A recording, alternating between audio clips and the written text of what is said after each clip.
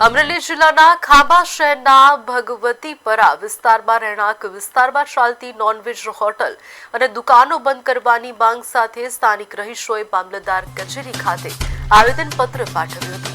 સ્થાનિકો રેલી સ્વરૂપે મામલતદાર કચેરી ખાતે પહોંચ્યા હતા અને ઉગ્ર રજૂઆત કરી કહી શકાય કે રહીશોનો આક્ષેપ પણ કરવામાં આવ્યો છે કે જ્યાં રહીશોએ આક્ષેપ કર્યો છે કે રહેણાંક વિસ્તારોમાં નોનવેજની દુકાનો ચાલવાને કારણે આસપાસના લોકોના આરોગ્ય પર અસર પડી રહી છે.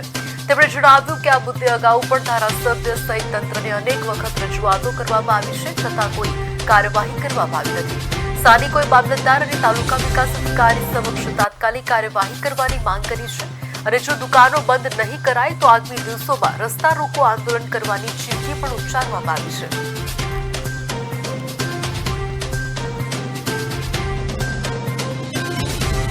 હિન્દુ વિસ્તાર છે એની અંદર ગેરકાયદેસર માંસ મટનનું કાપી અને વેચાણ કરવામાં આવે છે.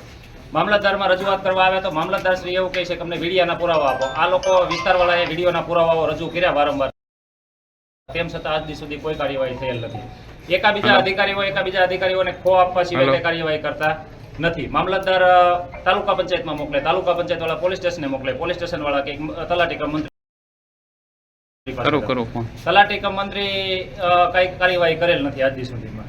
પંચરોજ કામ કરી એમની પાસે રાખી મૂકેલ છે, કોઈ પોલીસ સ્ટેશને જમા કરાવેલ નથી એવું અમારી જાણમાં છે. જે જગ્યા પર નોનવેજ રેસ્ટોરન્ટ ચાલુ કરેલ હોય જેની અવારનવાર લેખિત મૌખિક રજૂઆત કરેલ છે, જેની કોઈ આજ તારીખે ઉકેલ આવેલ ન હોય, તેથી આ લોકો એકઠા થઈ અમે લોકો અને તાલુકા મેજિસ્ટ્રેટ તાલુકા મામલતદારની પ્રથમ જવાબદારી ગણાતી હોય તો અમે મામલતદારશ્રીને આવેદનપત્ર આપી ધ્યાન દોરવા માંગીએ છીએ કે 24 કલાકમાં આ બધું રેસ્ટોરન્ટ બંધ થાય એવી અમારી માંગણી છે.